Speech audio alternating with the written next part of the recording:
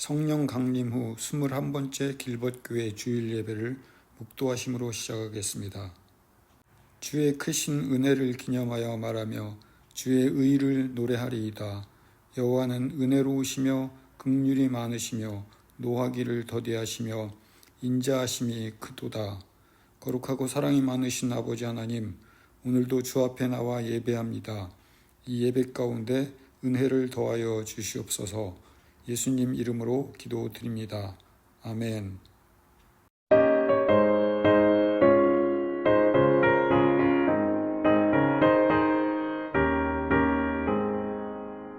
내 영혼에 햇빛 비치니 주 영광 찬란해. 이 세상 어떤 빛보다 이 빛 더 빛나네. 주의 영광 빛난 광채 내게 비춰 주시옵소서.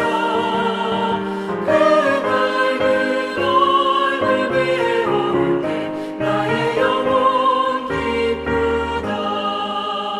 내 영혼에 노래 있으니 주 찬양합니다. 주 귀를 기울이시사 다 듣고 계시네. 주의 영광 빛난 광채 내게 비춰 주시옵소서. 그 밝은 얼굴 위에 올 때 나의 영혼 기쁘다.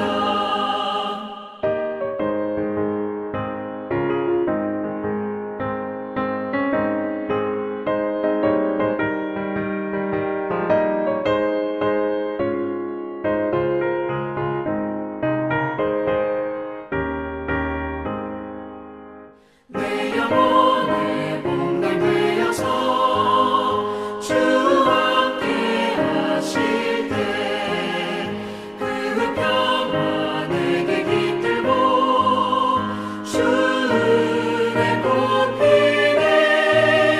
주의 영광 빛난 광채 내게 비춰 주시옵소서. 그 밝은 얼굴 위에 올 때 나의 영혼 기쁘다. 내 영혼에 희락이 있고 그 소망 넘치네. 주 예수 복을 주시고 또 내려주시네. 주의 영광 빛난 광채 내게 비춰 주시옵소서. 그 밝은 얼굴 위에 올 때 나의 영혼 기쁘다.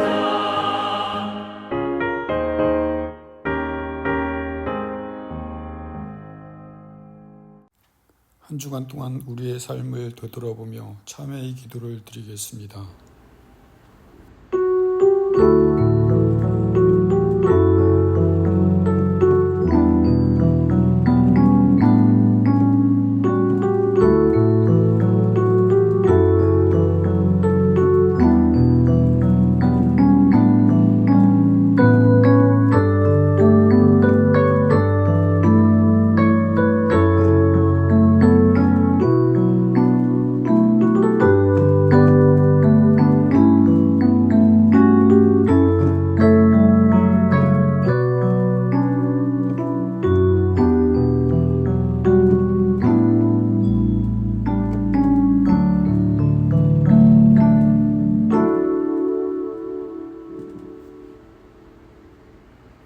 오늘 우리에게 주신 하나님의 말씀은 창세기 13장 1절에서 20절까지의 말씀입니다. 제13장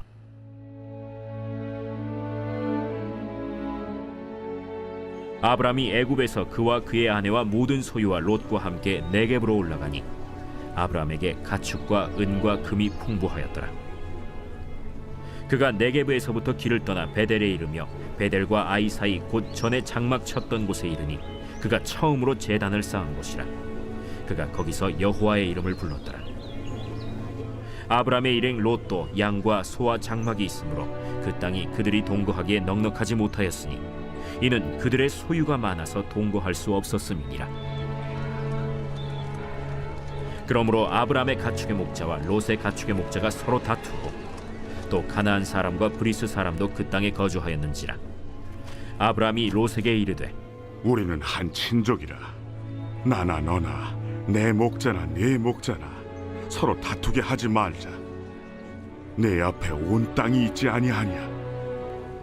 나를 떠나가라. 네가 좌하면 나는 우하고 네가 우하면 나는 좌하리라. 이에 롯이 눈을 들어 요단 지역을 바라본즉 소알까지 온 땅에 물이 넉넉하니 여호와께서 소돔과 고모라를 멸하시기 전이었으므로 여호와의 동산 같고 애굽 땅과 같았더라. 그러므로 롯이 요단 온 지역을 택하고 동으로 옮기니 그들이 서로 떠난지라.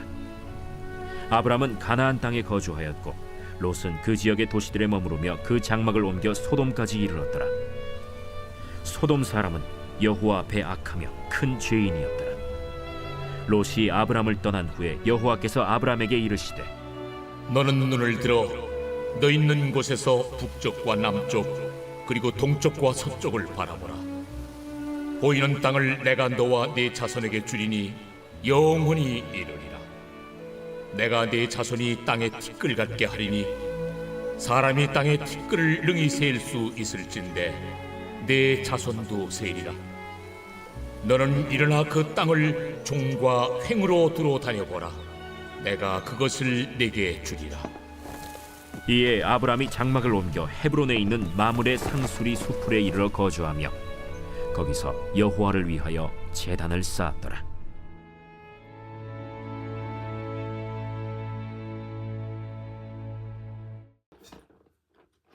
오늘은 창세기 13장 말씀을 보도록 하겠습니다. 창세기 13장 2절에 아브라함에게 가축과 은과 금이 풍부하였더라. 이 말에 우리는 속지 말아야 합니다. 아브라함의 축복은 비겁한 행동의 결과물이었습니다. 우리의 비겁한 행동을 통해서 하나님께서 일하신다. 이게 핵심입니다. 자칫 우리의 비겁한 행동을 합리화하려고 이 대목을 이용하지도 말아야 합니다. 부를 소유한 사람들이 잘못된 행동으로 축적한 소유가 하나님 뜻이었다고 착각하게 만들기 충분한 대목이기도 합니다. 잘 산다는 기준은 부가 아닙니다. 잘 산다는 것은 행복한 것도 아닙니다. 잘 산다는 것은 목적대로 살았느냐, 하나님 뜻대로 살았느냐가 가장 중요합니다. 3절에 드디어 원래 약속한 땅으로 아브라함이 들어왔습니다. 아마 본인에게도 그 가족들에게도 깊은 이해가 있었을 것입니다. 상황과 환경으로 하나님의 뜻을 구분해서는 안 된다는 것을 깨달았을 겁니다. 애쓰고 노력해서 부를 쫓아가는 그런 삶을 살려고 이집트 땅까지 쫓겨 내려갔다가 결국은 하나님의 뜻이 가나안이라는 사실을 깨닫고 끌려오다시피 다시 가나안 땅으로 왔습니다. 그게 아브라함과 그의 가족들에게는 깊은 이해로 다가올 것입니다. 4절을 봅시다. 처음 제단을 쌓았던 장소로 복귀했습니다. 초심을 잃지 말라는 이야기를 우리가 자주 듣곤 하죠. 그만큼 초심을 잃기 쉽기 때문입니다. 생각해 보니까 길벗교회를 시작한 지 딱 3년째입니다.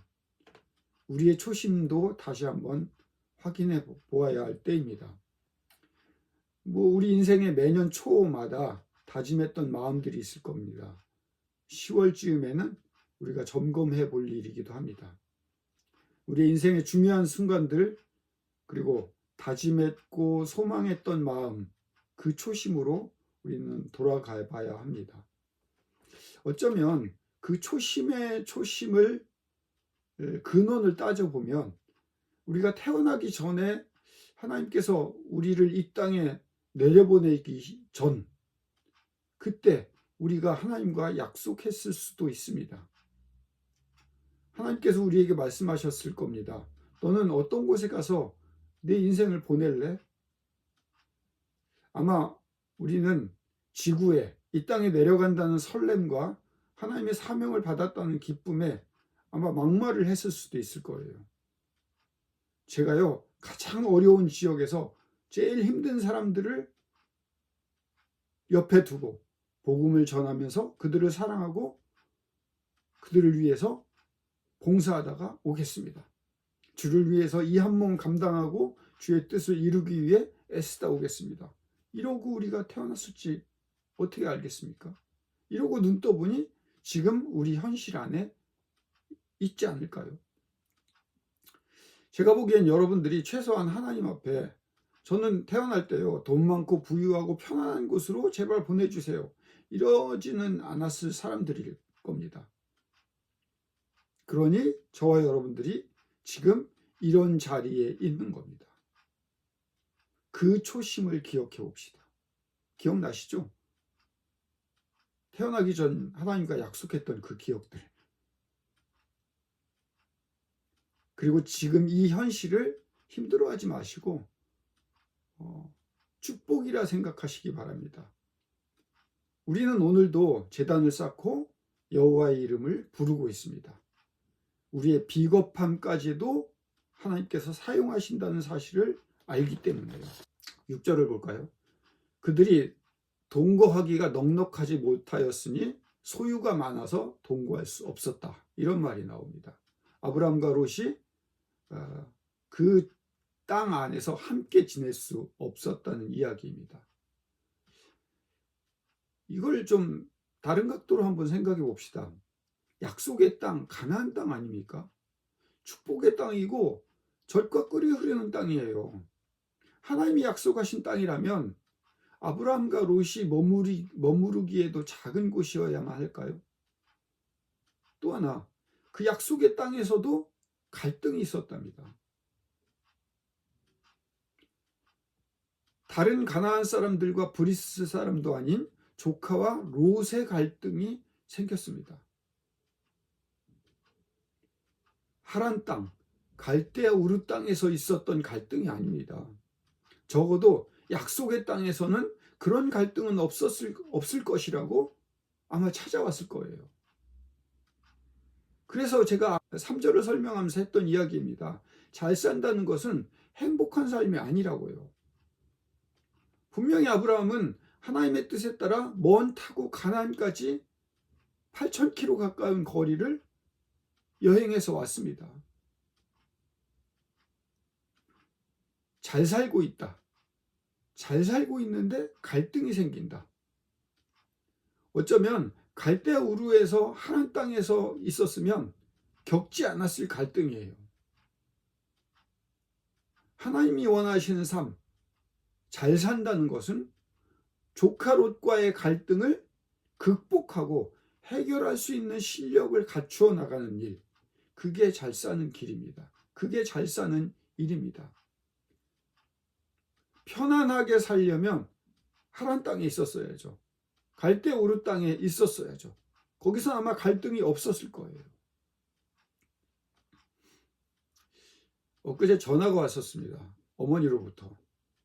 넘대전 교회 모 권사가 제가 선교사로 있는 동안 저한테 50만 원을 후원을 했던 얘기를 꺼내셨어요. 그 권사님은 보내는 선교사로서 그 역할을 잘했고 칭찬받아 마땅한 일을 하셨습니다. 근데 저희 어머님과 그 권사님이 말다툼을 하시다가 제 얘기가 나왔답니다. 본인이 50만 원이나 헌금했는데 적지 않은 돈인데 제가 그거에 대한 인사를 안 했다는 거예요. 그 얘기를 듣고 망치로 얻어맞은 것처럼 머리가 띵 하면서 그 돈이 언제 받았는지 기억도 안 나고, 설사 받았어도 생활비로 저는 한국에서 온 돈은 쓴 적은 거의 없어요. 한국에서 들어오는 돈은 무조건 다 중국 교회로 선교로 거의 보냈어요. 또 받았으면 제가 왜 인사를 안 했겠어요. 그리고 선교사가 중국 땅에서 직접 인사할 수 있는 루트가 있습니까? 누구를 통해서 줬죠. 그랬으면 그 루트를 통해서 준 사람에게 대신 인사를 전해달라고 했겠죠. 선교사가 직접 전화를 할 수 없죠. 건네준 사람을 통해서 감사 인사를 해달라고 했겠죠. 그래요. 설사 제가 못했다 할지라도 오른손이 한 일인데 왼손이 모르게 하셨어야지. 이제 와서 말다툼을 하다가 그 얘기를 꺼내서 어쩌라는 건지 고민을 많이 했습니다. 당장 전화해서 그때 인사를 못해서 죄송하다고 이런 말을 해야 되겠죠. 근데 지금은 전화를 못 하겠습니다. 왜냐하면 바른 말을 할 것 같아서. 시간이 지나고 어차피 오래된 이야기인데 더 미룬다고 큰일이야 생기겠습니까? 제가 이 이야기를 듣고 스트레스를 받고 하나님 어쩌란 말입니까? 선교사 나간 게 뭔 죄라고 그깟 50만 원 받고 거지 취급받아야 하나? 이런 오만 가지 생각을 했습니다. 그때 이 아브라함과 롯이 생각났습니다. 가나안까지 와서 일어난 갈등. 왜 이런 갈등이 있었을까요? 하나님은 우리를 잘 살게 하십니다. 생육하고 번성해서 땅에 충만하게 하시려고요. 그래서 부를 누리게 하시려고요? 아니요. 한 인간을 성숙시켜서 복의 근원이 되게 하시려고 그러십니다. 성숙한 자녀를 만드시는 것이 잘 사는 길입니다. 그리고 기억되는 하나님의 백성을 만드시는 게 목적입니다. 그게 잘 사는 거였구나.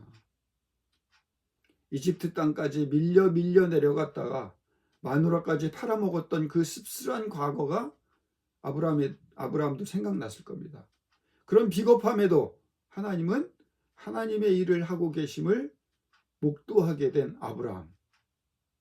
결국은 가나안 땅으로 되돌리시는구나. 하나님께서 나의 가족들을 가나안 땅으로 가게 하시는 것이 하나님의 뜻이고 목적이구나. 그거를 스스로 느꼈을 겁니다. 내가 뭘 어쩌고 애쓰고 아둥바둥 살아서 되는 게 아니구나. 하나님의 그 목적대로 내가 따라가야 되는 게 잘 사는 것이구나. 그걸 아브라함이 깨닫고 나니 롯에게 양보할 수 있는 넓음이 비로소 생겨난 겁니다. 만약에 이집트 땅까지 내려가지 않고 마누라를 팔아먹지 않았으면 거기서 양보 못했을 거예요. 아브라함이 결코 넓은 마음을 가지고 비전을 가지고 그런 사람이었기 때문에 롯에게 양보했다. 그렇지 않아요. 그 이집트까지 내려간 시간 가운데 성숙함이 생겨난 겁니다. 14절에 보니까요. 좋은 땅을 롯에게 넘겨주고 나니까 드디어 하나님께서 아브라함에게 나타나셨습니다. 아브라함이 가나안 땅에 도착하는 그 순간 아브라함이 하나님께서 나타나셨습니다. 그리고 나서 더 밑으로 남쪽으로 내려가는 동안 아브라함이 하나님을 찾았을 거예요. 하나님 반응을 안 하셨어요. 이집트 땅까지 내려갔는데도 하나님은 반응하지 않으셨어요. 하나님 도대체 내가 어디로 가야 됩니까? 어떤 길로 가야 됩니까? 근데 다시 이렇게 돌아오고 나니까 아브라함에게 하나님이 나타나셨습니다. 그리고 말씀하십니다. 너는 눈을 들어 너 있는 곳에서 동서남북을 보라. 그 보이는 땅을 너와 내 자손에게 주겠다.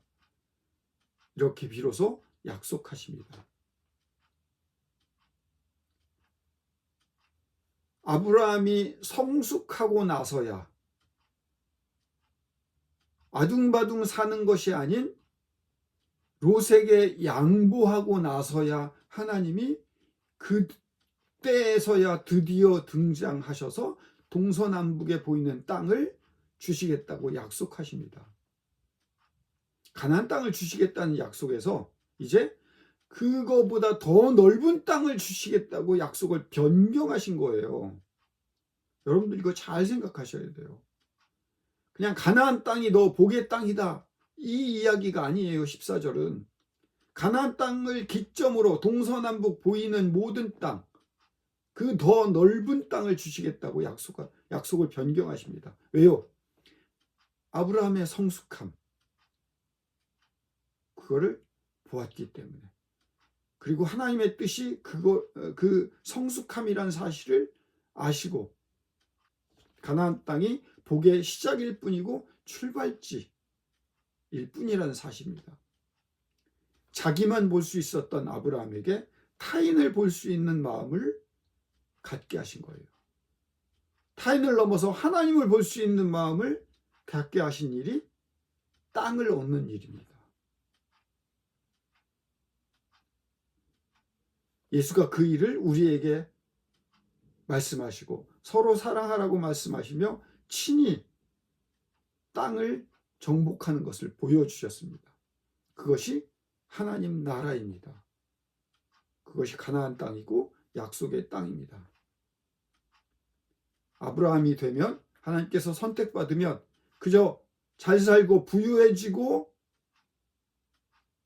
그런 정도가 아니라 하나님께서 주신 그 땅을 기점으로 복이 넓혀지는, 성숙할수록 더 많은 복의 근원이 되며 복을 넓혀 나갈 수 있는 그런 하나님의 자녀로 만드시는 것이 하나님의 계획하심이고 자녀됨의 도리입니다. 우리가 그런 하나님의 자녀로서 살아가는 저와 여러분들이 되시기를 축복합니다. 기도하겠습니다. 거룩하고 사랑이 많으신 아버지 하나님, 아브라함의 비전, 아브라함의 애씀, 아브라함의 믿음, 인간의 어떤 조건으로 우리를 축복하시고 복의 근원 삼으시는 것이 아니라 우리를 훈련시키고 단련하고 더 넓은 사람으로, 성숙된 사람으로 만들어 그 성숙함과 그 넓어짐을 기점으로 하나님께서 복을 주신다는 그 사실을 창세기 13장을 통해서 배웠습니다. 우리도 그런 성숙한 인간, 고난을 통해서 하나님 더 알아갈 수 있는 복된 주의 자녀들 되기를 소망합니다. 주님, 은혜를 더하여 주시옵소서. 예수님 이름으로 기도드립니다. 아멘.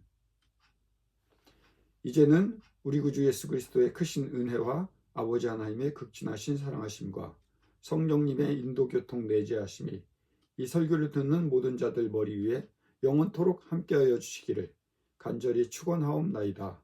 아멘.